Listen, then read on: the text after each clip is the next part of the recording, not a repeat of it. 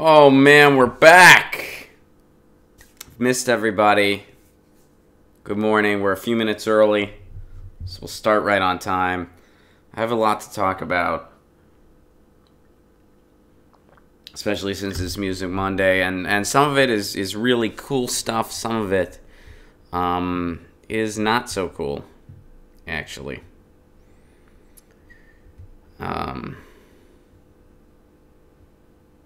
But it's good to be back. And I really hope everybody, I hope some people remember about this show. I hope nobody's forgotten about me. And that we have Statutory Grape. Hello. Mike S. Hello. Good to see everybody. Howdy, howdy. Good to be back. I missed doing this. I hope you guys missed it as well. It wasn't quite the same. Not getting my news on. And I'll tell you guys, I didn't get my news on at all. What's up, David? Good to see you, buddy. Long Beach, good to see you. And you got a notification, Statutory Grape. That's awesome. Glad to hear that. Yeah, anyway, I totally went off the grid while I was on vacation. I looked at the news for like maybe 30 seconds.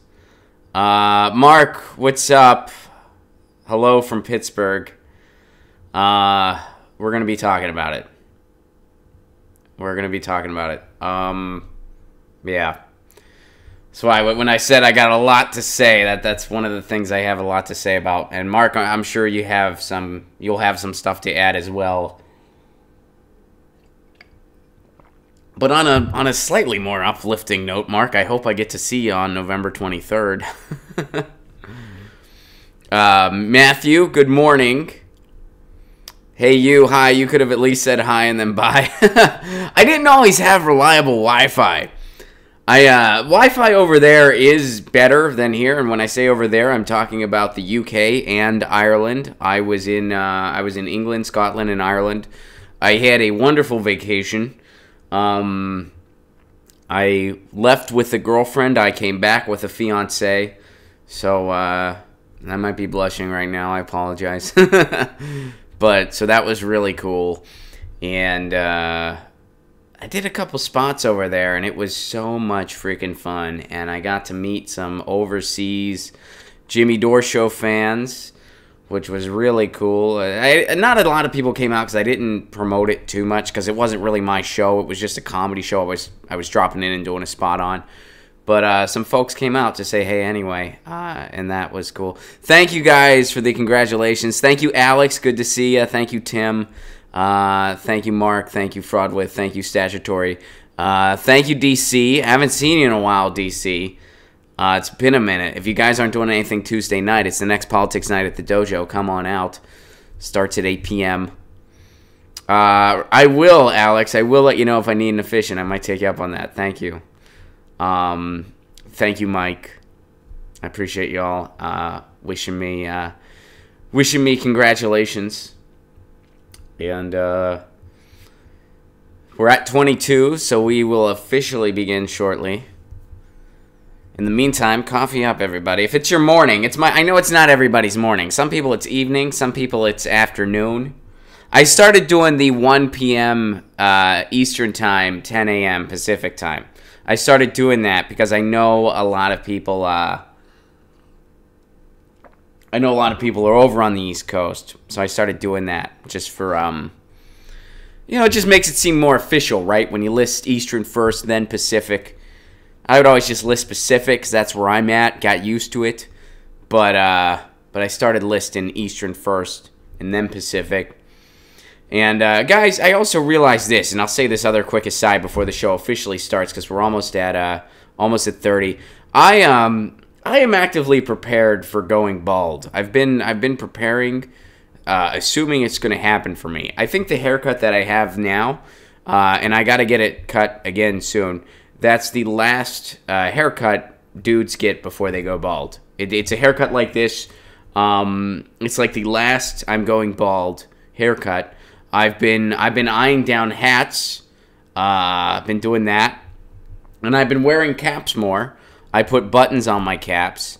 And the reason I'm bringing this up is because I almost wore a hat for the show today. But I decided not to. I didn't like the way that the camera looked with me having a baseball cap. So anyway, my point is, if I don't go bald, I'm screwed. Because I've been preparing as if it's going to happen. So now if it doesn't, I gotta have a new plan. I gotta shave it. I'm just gonna wait until it naturally happens. I'm just gonna wait until it's, Jimmy won't. No, Jimmy, we need to be different, right? So Jimmy's keeping the hair. I'm just gonna let it happen. So it'll be a good dynamic.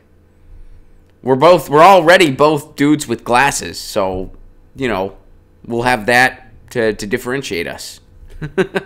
Fedora, nah, I don't think I'm a fedora guy. I don't think so. Guys, we are over 30. So welcome to Get Your News On with Ron, the world's first viewer-curated streaming news show. What does that mean? That means you guys tweet me articles, you tweet me ideas, and that's how we build the show. I'm seeing everything for the first time. We have a lot to talk about. I've been off for a couple weeks. I was over in the UK and Ireland. I had an amazing vacation. It was so much freaking fun. And we're going to talk about some of it from Music Monday. And I got engaged. And thank you so much for your congratulations, wishes. I appreciate that so much. And thank you for that. It was really cool. I had a very expensive ring in my pocket all over the UK. And, well, I didn't have it in my pocket come Ireland because I proposed in Edinburgh. That was where I popped the question. I didn't know where I was going to do it. I didn't have that planned. I just knew I was going to do it somewhere, preferably very scenic. And I ended up doing it in Edinburgh. It was the afternoon of October 21st. And we didn't have a lot going on. We were like, we're going to go see the Edinburgh Castle, which we did. And then we went on a whiskey tour. And then the rest of the afternoon, we were like, oh, we don't have much going on. There's this beautiful park in Edinburgh. I believe it's called Princess Garden Park. I need to find that out for sure because it is information I should know for, the rest of my life. But it's Princess Park, something like that. And it's right in between the old town and the new town. So you see all this beautiful architecture around you on either side. And we didn't have a ton going on that afternoon. We were just enjoying a beautiful autumn afternoon in Edinburgh. And I slid the ring into my left-hand pocket because I'm a left-handed guy, so I wanted to have it in my left hand. And then we walked through the park, and I got down on one knee. Proposal after a whiskey tour, Mark points out, yes. Susan, it's called Princess Street Gardens. Thank you, Susan, and you are correct. Edinburgh is a beautiful place, Chelsea. You're right. Edwin points out, I went on vacation as a single man, came back as an engagement. Watson, yes, I did. I did propose without Lucy being there, which I had mixed feelings about it. Lucy the cat was not there. Lucy was holding down the fort here, and I'm looking around for her. She's sleeping somewhere, but she's been very, very clingy because we were gone. Both me and my fiance were gone for a couple weeks. But guys, we're going to start on a not so uplifting note, but this is something that I need to talk about. We came back to the U.S., my fiance and I, and my fiance is from the Boston area. So both of our hometowns have been in the news recently for very different reasons. First of all, her hometown, Boston area. Congratulations to the Boston Red Sox if you're a Boston Red Sox fan. Hope you're enjoying it. Winning the World Series is certainly an exciting thing. I'm not a baseball guy. Some of you guys know that about me. I'm just not a big baseball guy. I just don't connect with the sport, pun intended, because you connect with the ball when you hit it, huh? See? I find it slow. I find it boring. It's just not my cup of tea. I'm a hockey guy. A lot of you guys know that about me.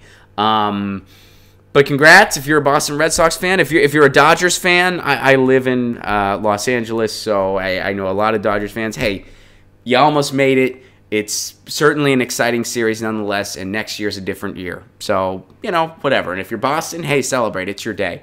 So her hometown was in the news for that reason. And, as far as the World Series goes, so I landed in the United States the morning of October 26th, or the afternoon, of October 26th. Time zones. I was all fucked up. My time clock's still pretty messed up. I've been waking up at like 5 a.m., and I'm like, oh, it's morning. Time to start my day. It's freaking 5. So anyway, I think I'm finally adjusted. But, so, we get back, and I happen to have a comedy show that night. It's a show at a brewery in Burbank that I help run. So, I wasn't sure what time I was going to land, so I was a maybe about doing a spot on the show. So I texted everybody and I said, hey, I'm home. I'd love to come do a spot. I've been on vacation. Would love to come do some comedy. And they were like, great, come on out. So I was like, cool. I show up. That was the night of the 18-inning game. A lot of the patrons were watching the game. So the bar told us, hey, start your show as soon as the game ends. We said, great. By inning 12, we realized the show wasn't happening. So I tweeted a joke. I said, hey, Ron, dear Ron, this is from the USA. We know you're not a big baseball guy, and doing stand-up comedy is one of your favorite things in the world. So a baseball game is going to take that away from you tonight. Go fuck yourself, USA. You were just in a country where no one gives a shit about baseball. And maybe that'll make you sad you left. And it did. Admittedly, it did. But what happened next was much more significant, and that's an understatement. So the morning of October 27th, and I'm recounting things from my perspective. October 27th, like I told you guys, my body clock was kind of fucked up. So I woke up at 5 a.m. and I could not fall back to sleep. My girlfriend adjusted right away, or my fiance. I gotta get used to that. It's gonna take a minute. My fiance got adjusted right away. She was fine. Like, she was totally she fell asleep in the evening and was... So I was like, well, good for her. But I did not adjust. So by 5 a.m., I was awake. And I was going to... I figured I might as well start my day and not infringe on hers. So I decided to just go to my gym. I belong to a 24-hour fitness in my neighborhood. I can walk there. And it's open 24 hours, which is nice. So I was like, oh, I'll beat the crowd, go to my gym. Saw the sunrise. It was nice. So I go to my gym, and I kind of thought on my walk home I'd call my dad. Check in with him, see how his time's been. I haven't talked to him much on vacation. I did message... I messaged my parents via Wi-Fi to let them know I got engaged, obviously. So we did have some communication. It's not like I wasn't going to tell them right away, So I walked to the gym, went to the gym, and when I was on the exercise bike, there's an online newsletter I like to read. Sometimes I do it when I'm on the bike because my hands are free. And then sometimes I'll check Twitter too. And I checked Twitter and I noticed that my hometown of Pittsburgh, Pennsylvania was in the news and was trending. I had no idea why. So I looked into why. And as you guys already know, there was a brutal shooting that took place in Pittsburgh at a synagogue in the Squirrel Hill neighborhood, which is a beautiful neighborhood, one of the most beautiful neighborhoods in the city. And it is a Jewish neighborhood and a wonderful place for many reasons. And that synagogue is the biggest synagogue in the city. And it's a place, on a personal level, my mom's boss, that is his synagogue. And my dad regularly goes to Squirrel Hill on Saturdays to get baked goods. It's something he likes to do. Squirrel Hill's not very far from where I grew up. So, I went from calling my dad to check in on, to say, hey, let me tell you about my vacation, to calling my dad to make sure he's okay. And, you know, I do know a lot of people. That was their synagogue. That's their place of worship. My mom's boss, his son was there that morning.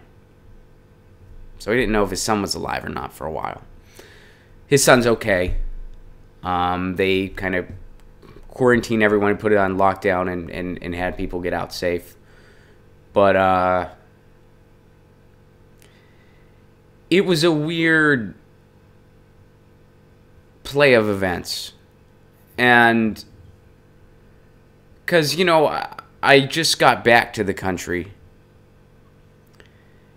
And it is painfully obvious that some of the problems we have here in the United States, they just don't have them. At least not in this way in other countries. I'm not going to sit here and tell you that England, Scotland, and Ireland don't have problems with violence. Of course they do. Every country in the world does. That's part of humanity. An ugly part of humanity. But as far as shootings are concerned, we lead the pack infinitely. And we all know why. We all know why. And there are many reasons why. Lack of gun control is one of them. A culture of violence is one of them. An economy of war is one of them. When you have an economy that revolves around killing people around the world, which is what we have, that's going to bleed over domestically.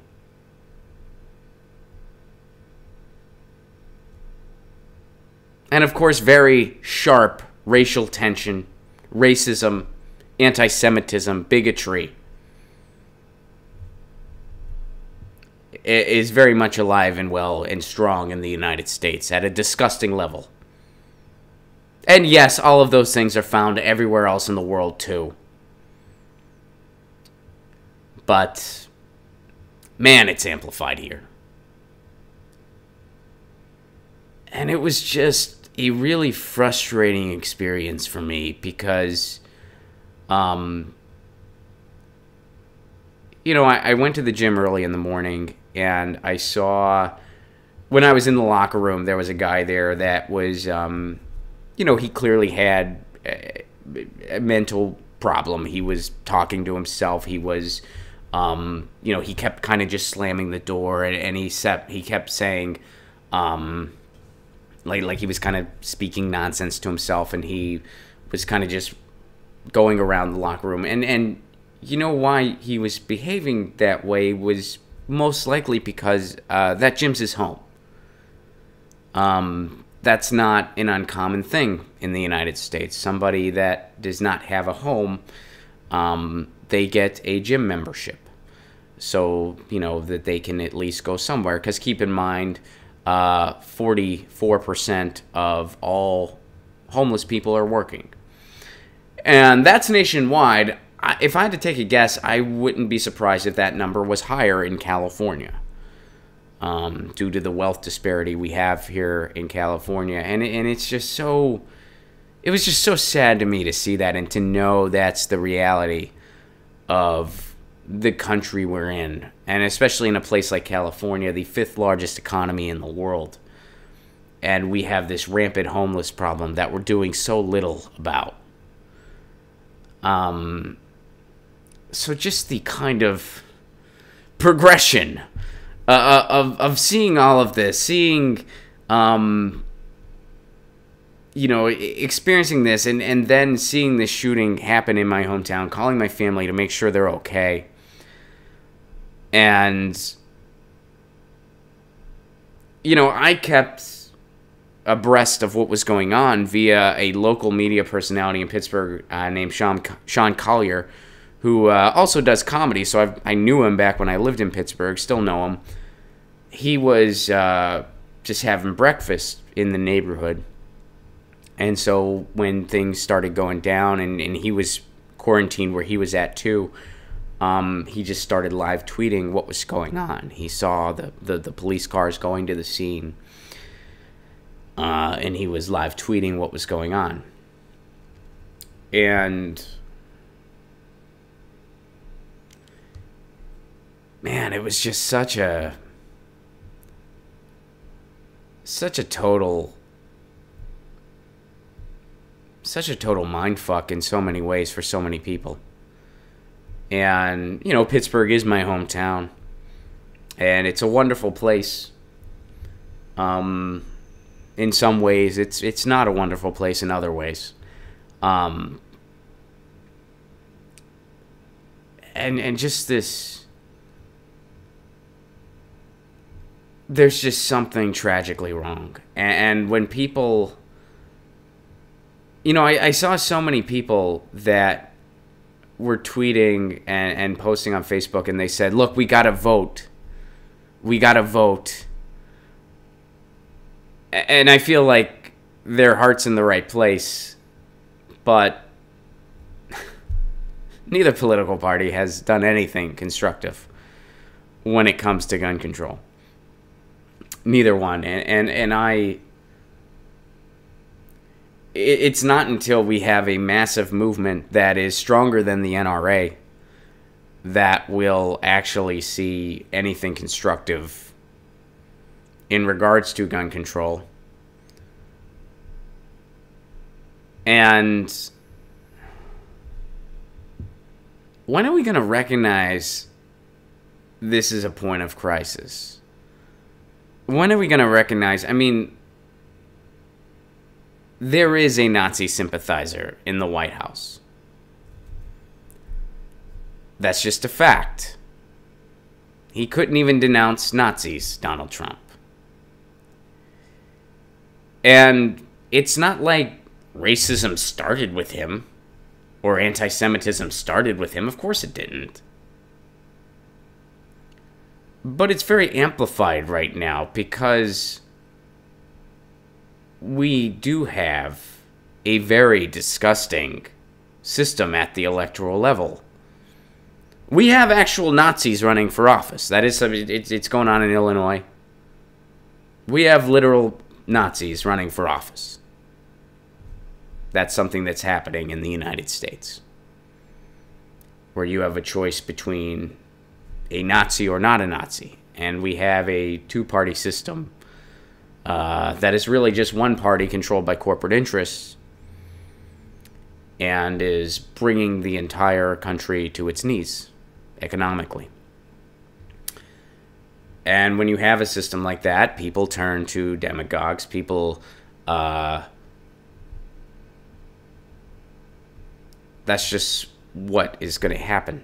So this idea of just going and voting one way or the other, it's not enough. So let me see what you guys are saying. It's just,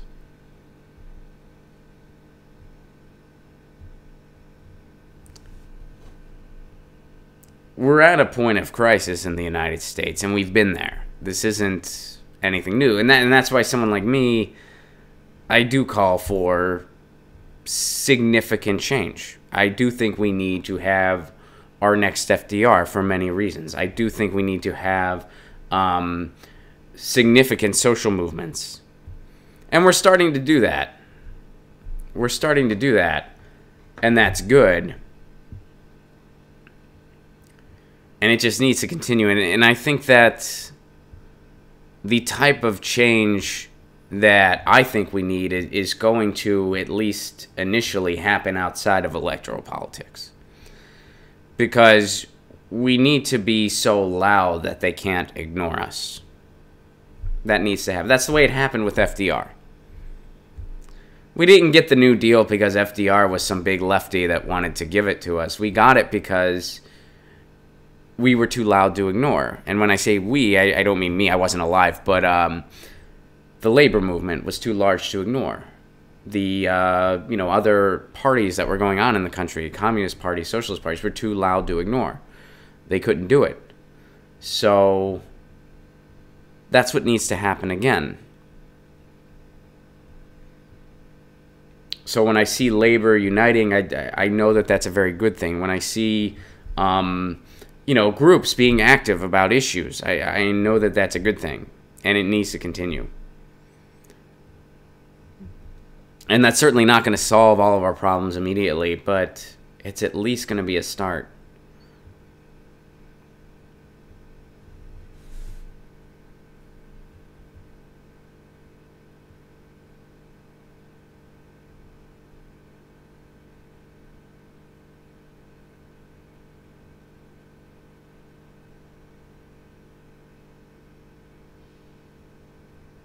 Let me see what you guys are saying, and then we're gonna move on from this. I don't want to, Mark, what was it like for you while you were, and if there's anyone else from Pittsburgh, please say something in the chat, and I'll do my best to get to it. I know the timeline, I don't get to see everything.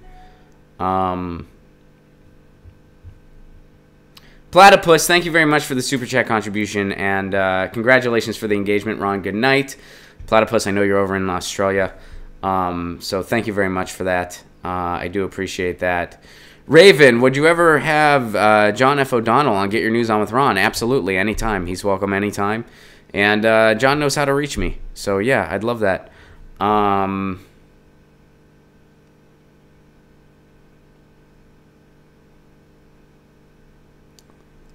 Let's see.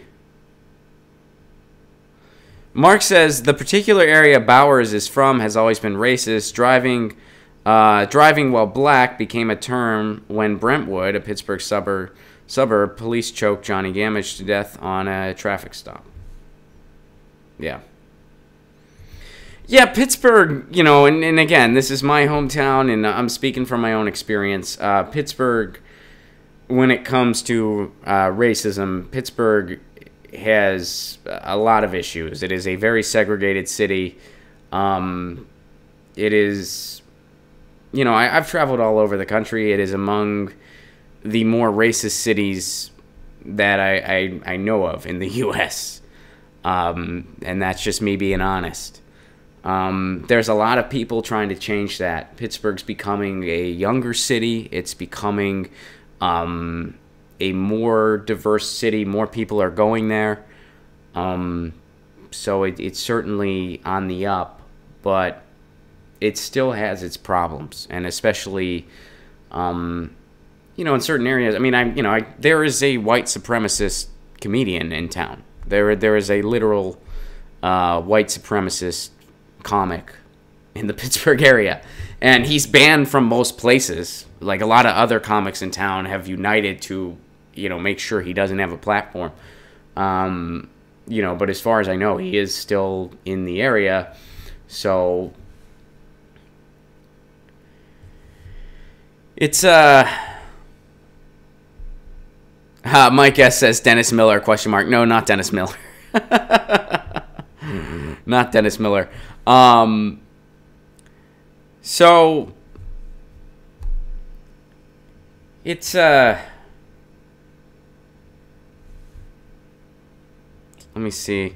Chris says Indianapolis is extremely segregated as well. Rich white people who moved out from the city away from poor black and brown people that they don't help. Yeah, I know. I mean, a lot of cities have their problems. I certainly don't. I know that. So let's see what else you guys are saying, and then we're going to move on here. It's kind of a depressing topic, I know, you guys, but I really did want to talk about it with you because I had a lot of that on my mind, especially when I was going through it on Saturday.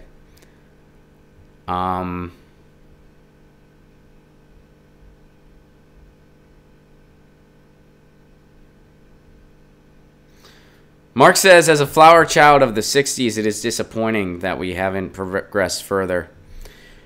I agree with you. Yeah. It is very sad we haven't gotten further as a country. Statutory Grape says there was a concert in Jersey that had 3 white nationalist bands last week.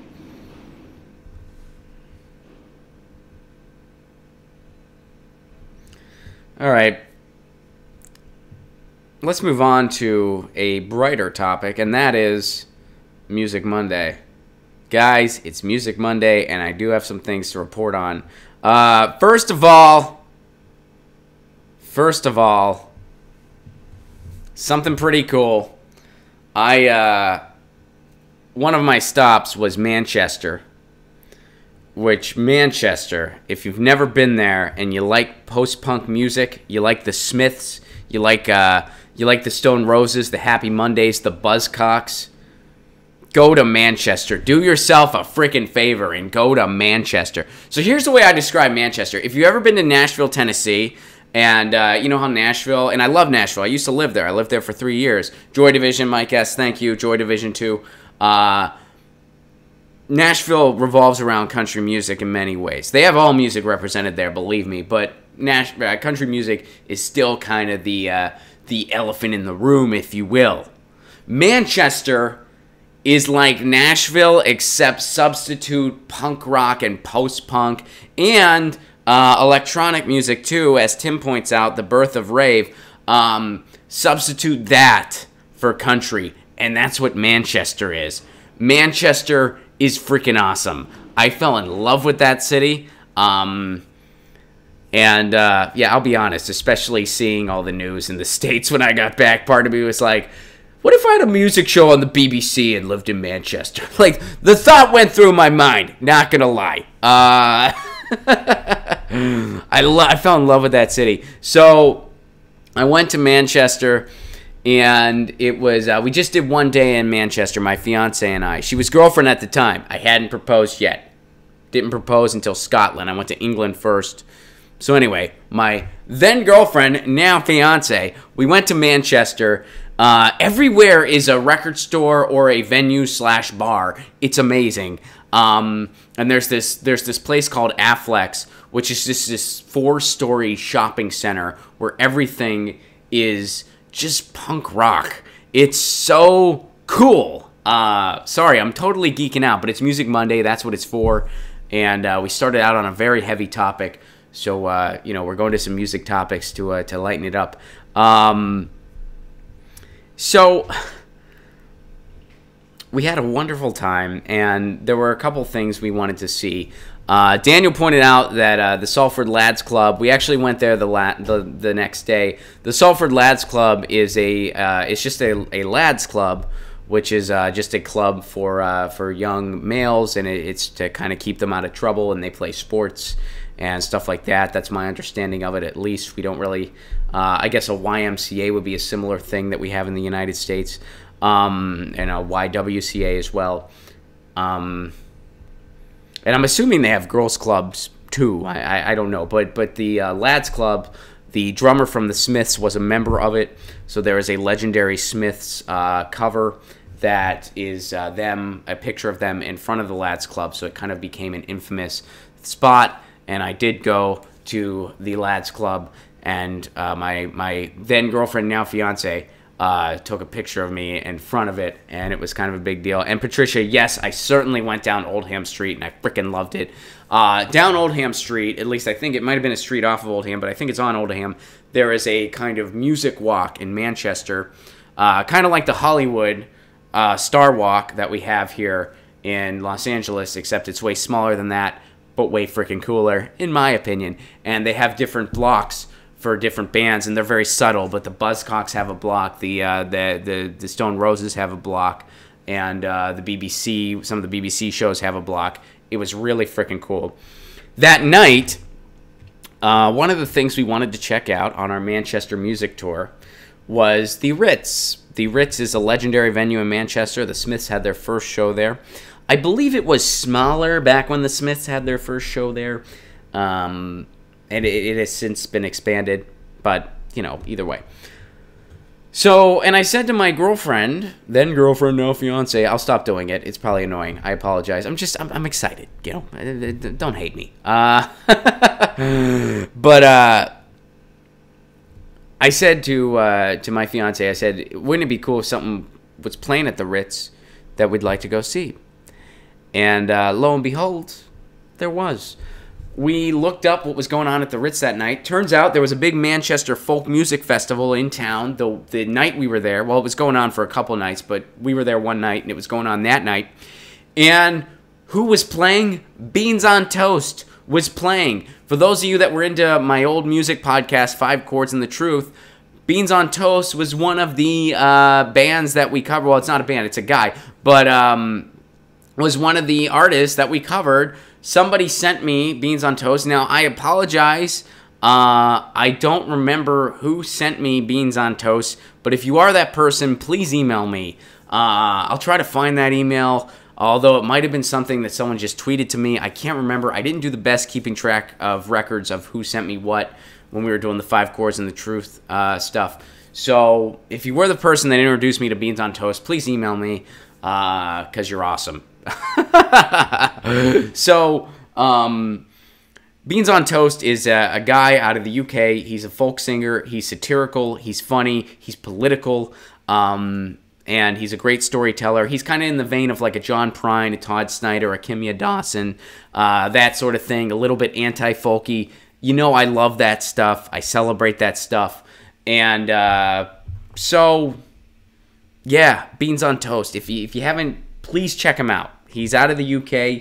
To my knowledge, he hasn't toured the States yet a whole lot. I did get to talk to him briefly. He did an amazing show. And he did a show with a band called Skinny Lester, who is a Celtic punk band out of the UK. I don't know if they're really known at all in the United States. And that's a freaking crime because they rocked the joint. They were freaking awesome. Some of the best Celtic punk I've ever heard. And, wow. Awesome show. Awesome freaking show. Skinny Lester and Beans on Toast. And, you know, I mentioned my girlfriend's from the Boston area, which she is. And, you know, at one point during Skinny Lester's set, she turned to me and she said, these guys are kind of like Dropkick Murphys. And I said to her, I was like, yeah, except way better. I mean, come on, they're way better. And she kind of was like, brr. And I was like, you know, and I used to listen to Dropkick, don't get me wrong. But, you know, if you're going to be a punk band and you go around singing the national anthem and have songs celebrating cops, you lost me. Sorry, you lost me. We're a punk band and the cops are great. No, you know the cops tried to shut down. You know, if it wasn't for people putting up with harassment from cops, you wouldn't have been able to do what you did, Dropkick Murphys. Do you know that? You know that, right? Go read something Henry Rollins wrote. If you want to be like, cops are great and we're punk rock. No, no. No, that would be like, ICE is great and we're broccoli. You know, it doesn't, no. So anyway, Eric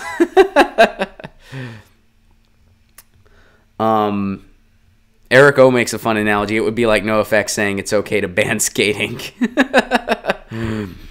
So, anyway, Skinny Lester was great. Way better than the Dropkick Murphys, in my humble opinion. And Beans on Toast was phenomenal. I talked to him a bit after. Hopefully he's going to come on a Music Monday. I talked to him for a bit, and he goes, I told him, I was like, hey, man, so how do you like this? I am in town for one night only. First of all, great show, I said to the guy, because he did a phenomenal set. Again, please check him out. Beans on Toast. Check him out. You'll thank me. I promise you. I was like, hey, great set. And I go, look, I'm based in the United States. I run a podcast there. And somebody introduced me to your music. We talk about music and politics. We're a music politics podcast. And someone introduced me to your music. I was, of course, was referring to 5 Chords and the Truth. But, you know, we still do music here on Get Your News On with Ron. And I've been listening to you ever since, which is totally true. And I was like, and dude, I'm in town for one night only, trying to see all the music sites in Manchester. And to my very pleasant surprise, you were playing. And he goes, well, great timing. And I was like, yeah, bro, it's freaking awesome timing. And he's like, drop me an email, I'll do your podcast. And I was like, awesome. And yeah, so I'm going to email him. Hopefully I'll get him on the show soon. In the meantime, check him out. So you guys got some great questions for him when we get him. Because he's awesome. And that was, man, our Manchester. So then after the show, they announced an after party. And right down the street from the venue, there was this all-night pool hall. Still in existence. I forget what it was called. But it's this all-night pool hall. It's open all night. Beers are £2. And me and my then-girlfriend, now fiance, went to this place. And we were like, hell yeah. This was so cool. Just pool tables everywhere, and just, it was such a true British punk rock experience. £2 beers, £2 Guinness, and man, Manchester, you fucking rule. Where have you been all my life?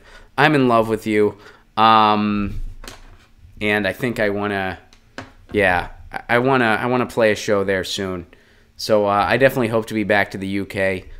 Very, very soon, and hope to do a show there, very much so. So shout out to that. And our last Music Monday thing before we go to the articles, and you guys have been sending music articles in too. Yesterday, I went to the beach, the Surf City Blitz over in Huntington Beach, and it was phenomenal. Who all was there, you say? Well, Rancid, Bad Religion, The Interrupters, Black Rebel Motorcycle Club, and Social Distortion.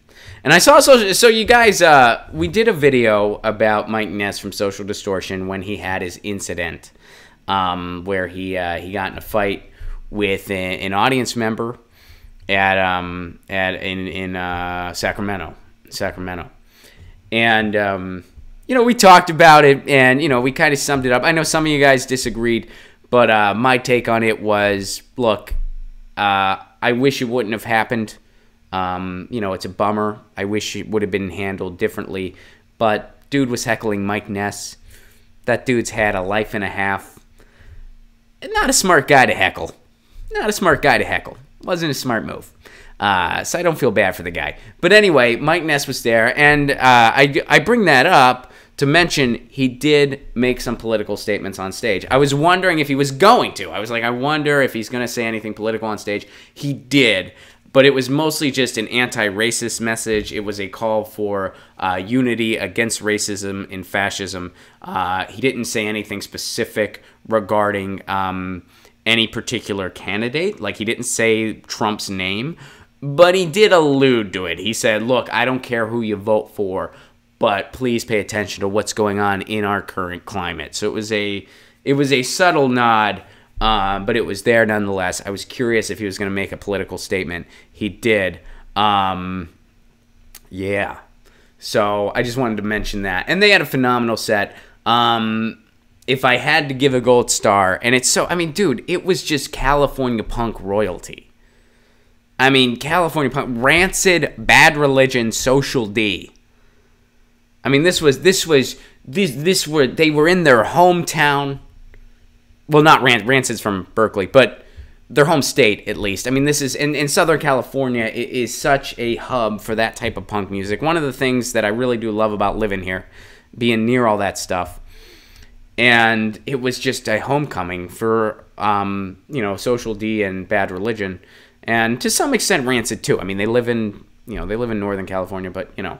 So, if I had to give a gold star, I would give it to Bad Religion. Bad Religion's set was just amazing. They were not fucking around, and they just rocked it.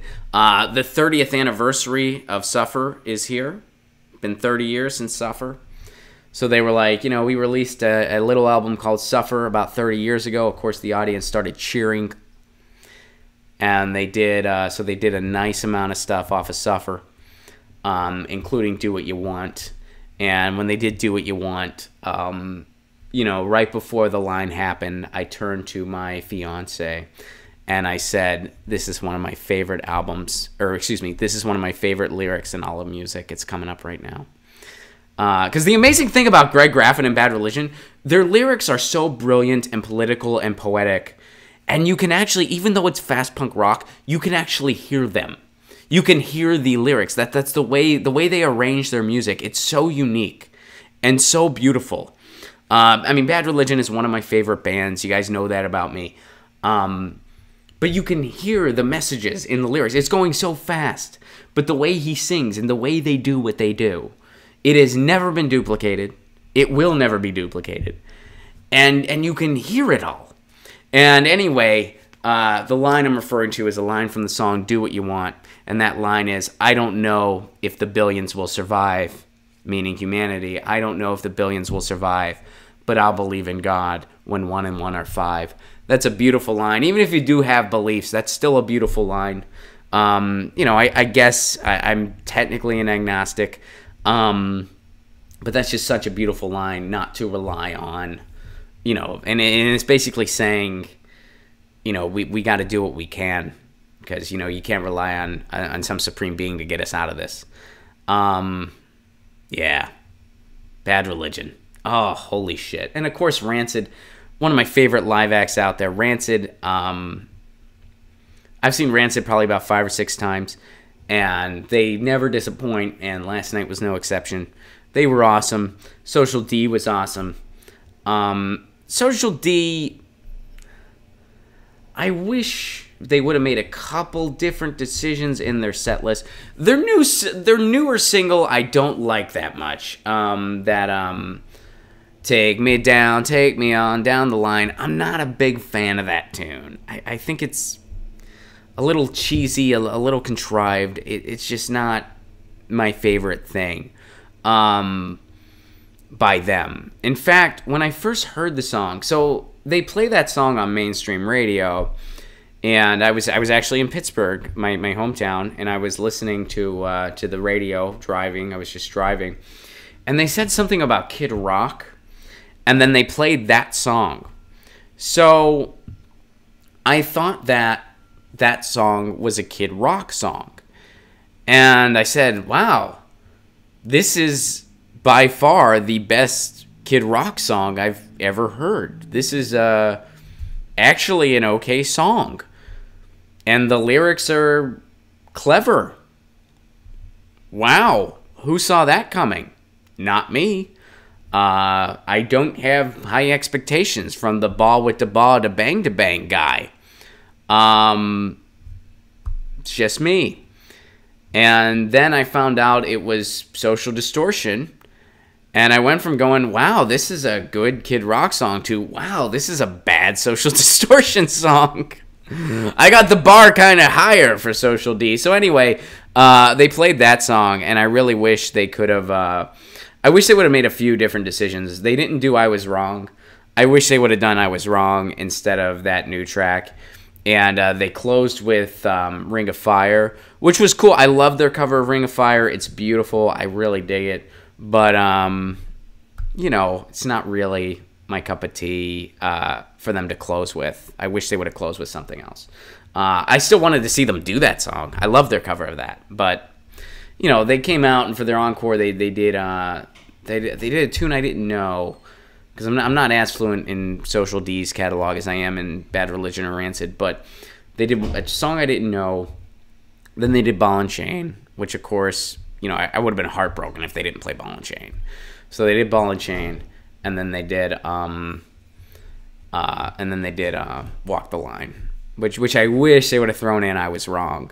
Or, I was really hoping for Far Behind, but I kind of thought there's a good chance they're not going to play it. I knew that, you have, when you go to a show, you have those songs that, like, you really want to hear, that you're desperate to hear. Then you have those songs that, and the ones where you think they're probably going to do it.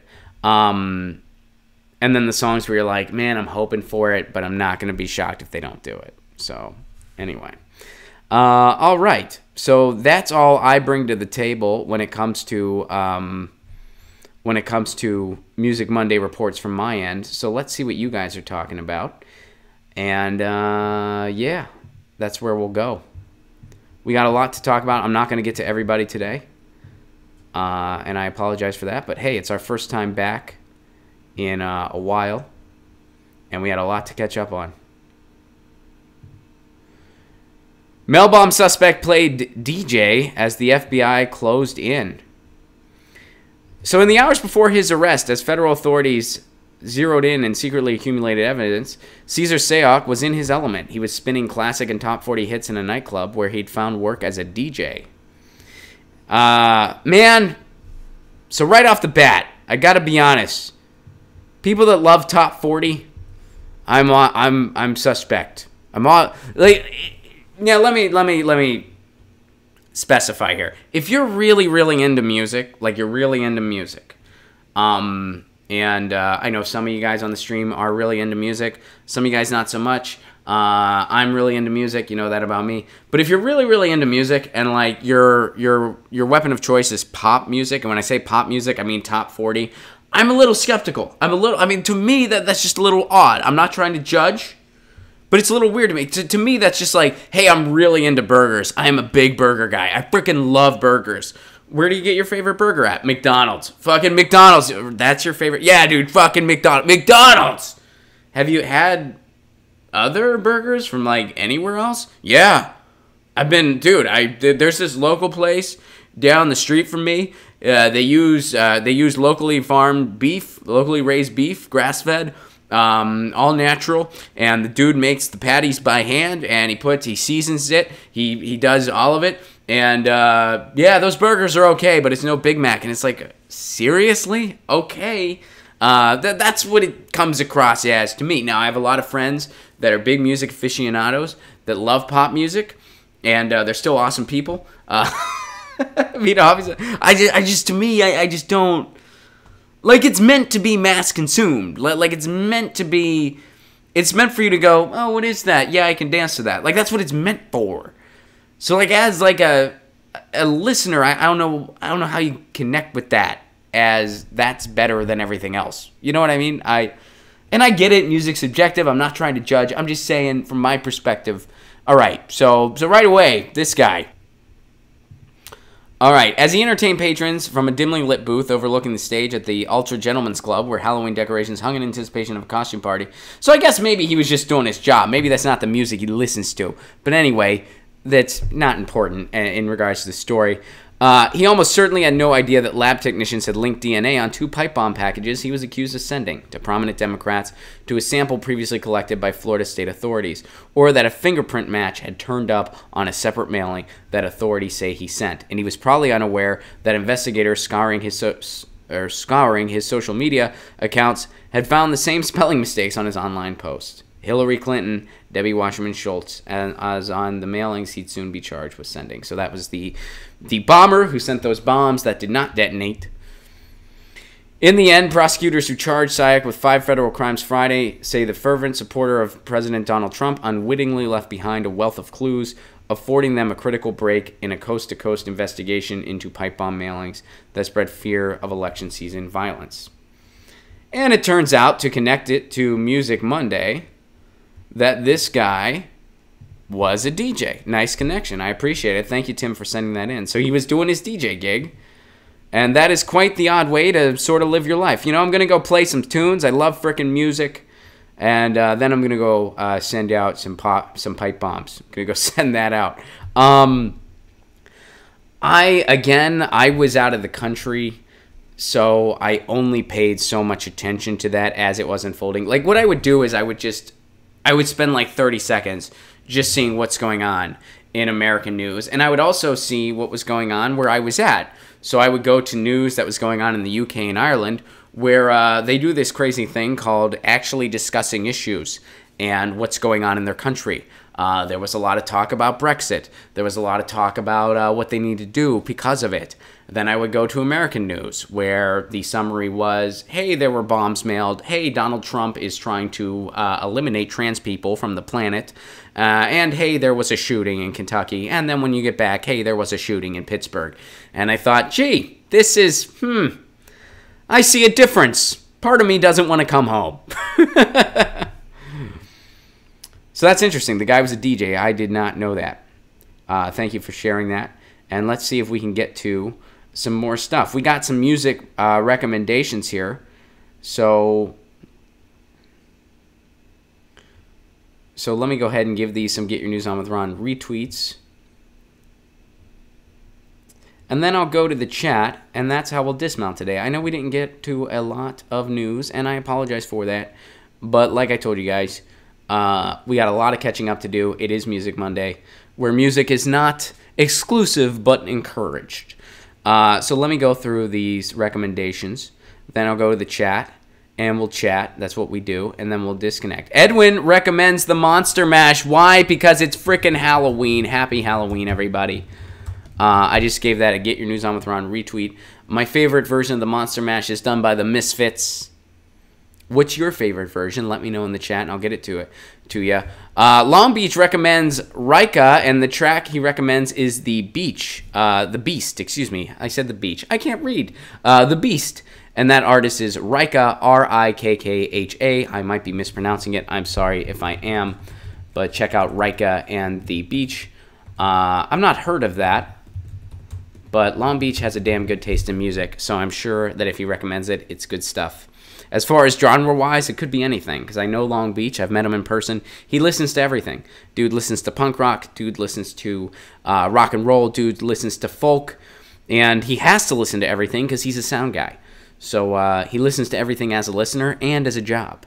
And Edwin, staying in true with the Manchester theme that we've had a heavy one of today, he recommends the Buzzcocks.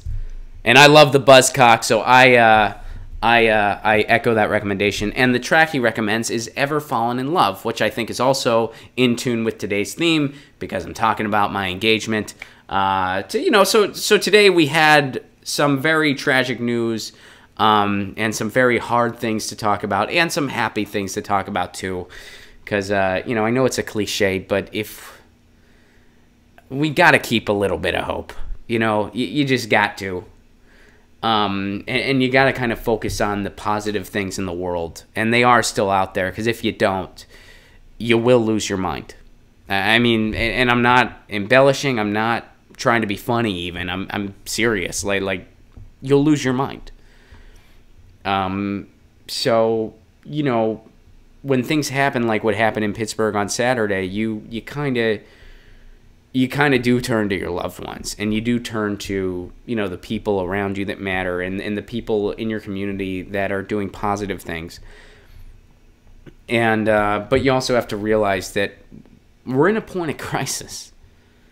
We're in a point of crisis, and I don't know what the big overall fix is. I don't know. But I do know that as an individual, the only thing I can try to do is to try to do positive things in my community. And the cause I've taken up is municipal internet. You know that. We don't have time to dive into that today, but you know that about me. And I'm trying to bring that in my community because I think it'll help make sure we maintain a free and open internet, which is crucial to communication in our world. So that's something I'm trying to do. And, all you can do is try to make things a little bit better in your backyard.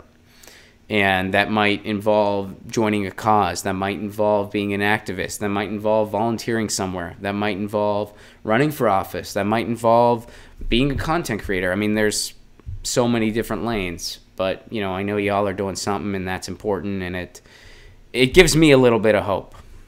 It gives me a little bit of hope. So let me see what you guys are saying.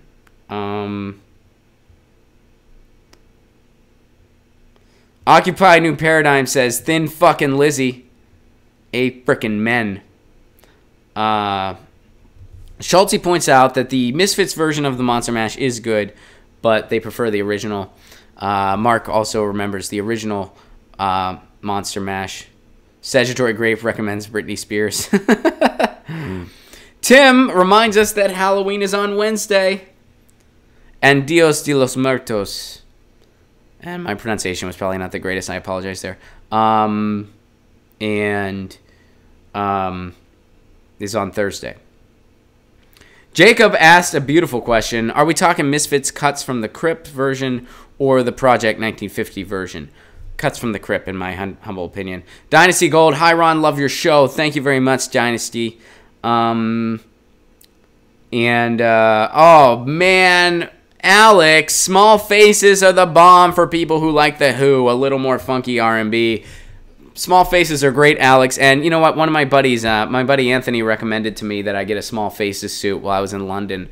But I just had to buy a suit for my buddy's wedding, who his name is also Anthony, but two different Anthonys. I have multiple Anthonys in my life, and my middle name is Anthony. But anyway, I did not get a Small Faces suit. Let's see what else you guys are saying. Jacob recommends some Boogie Woogie.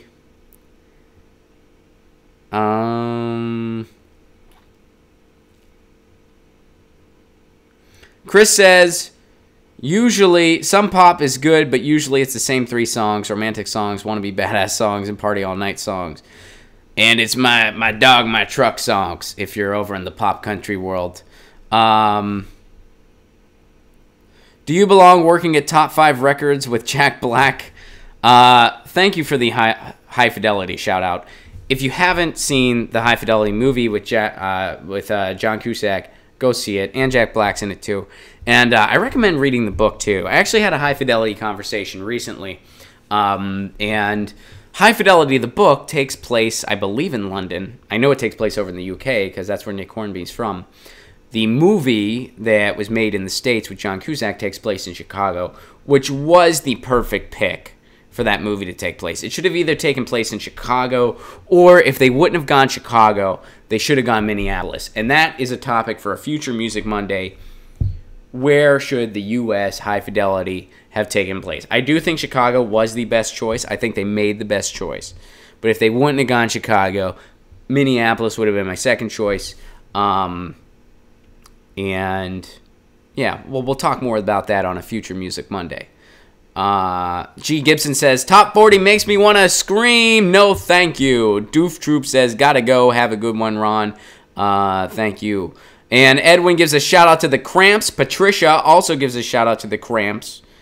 And Patricia, I think you're over. Do you live in Manchester? If you don't want to say where you live, that's okay, by the way. I understand some people might not want to do that on a public forum. But I think you live over in the UK. And if you, and you know, I hope you don't mind all my gushing over your area. But I had an amazing time. And guys, I am thrilled to be back. Spider says, Rage on, brother. And let's see, Zappa. David gives a Zappa quote here. Zappa described Top 40 as audio wallpaper to reinforce your lifestyle. That's a beautiful quote, David. Thank you for mentioning. Alex, please email me and I will get you in touch with some municipal broadband people. Yes. And since you're out in Portland, Alex, a guy that's been helping me out on the getting the word out end is Mike Figueredo of the Humanist Report, someone I'm sure you're familiar with. And me and Mike have been working together some on this, and we will continue to. So, yeah, get in touch. And you guys give a shout-out to the Kinks. So we've been shouting out some beautiful music today. Thank you guys for being so cool. And Long Beach gives a shout-out to the Buzzcocks as well. Guys, we are out of time. A little bit of housekeeping if you don't mind. Tour dates! I got them. Romplicone.com. November 2nd, Sacramento is totally sold out. I can't wait to see you guys on Friday. We are totally sold out in Sacramento, and I can't wait to see you. November 3rd, San Francisco, California. Can't wait to see you, San Francisco. Tickets are still available there, so if you didn't get your tickets for Sacramento, please get them for San Francisco. That's November 3rd. And November 10th, Austin, Texas. We're going to have some news for that show, but tickets are still available. Not a ton, though, so get your tickets now for Austin, Texas. I'm going to be there. That's November 10th at ZT, our sponsor. Their tea kind of rules. November 23rd, Pittsburgh, Pennsylvania. That's my hometown, and I really want to see you guys. I really want to have a fun night of comedy to get together in my hometown, meet some like-minded people that I didn't know when I lived there, and laugh, because I feel like we all need it. And, you know, Pittsburgh strong. So November 23rd, that show starts at 8 p.m. mark. And I will be there at Hambones. Tickets are still available for that show. And January, Graham Elwood and I are coming to Florida. January 9th, we're going to be in Gainesville. January 10th, we're going to be in Coral Gables, Miami area. January 11th, Orlando. January 12th, Jacksonville. Tickets for all those shows are available at ronplacone.com. And this has just been confirmed. We do not have the info yet. But March 13th, Graham Elwood and I are coming to New Orleans, Louisiana, and we can't wait to see you. I love you, New Orleans. You have my heart, and I can't wait to see you. And Chris, we're gonna be in Indiana, buddy. It's either gonna be Indianapolis or Bloomington. I don't know which yet, but we will definitely be in one of those. I promise. ronplacone.com for all tour dates. If you want to support this show on the sustainability end and you're able, please consider becoming a patron. You get all kinds of exclusive perks, including my album delivered to your inbox. Which, when is my album coming out, you ask? November 2nd. My album's coming out on Friday. Sacramento, you're going to be the first show I'm selling my album at. Can't wait. My album's called Agnostic Holiday. It comes out Friday. I can't wait for you guys to freaking hear it. It's a stand-up album, but there's a little bit of music on it. I did a couple tunes on it just for fun. And there's some bonus content. I'm so stoked. I got the digital download cards in the mail.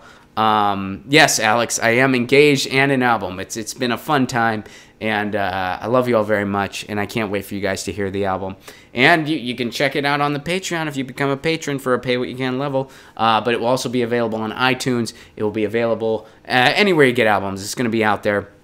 But I'll be sharing the iTunes link as soon as it's available on Friday. And I can't wait to see you guys this weekend in Sacramento and San Francisco.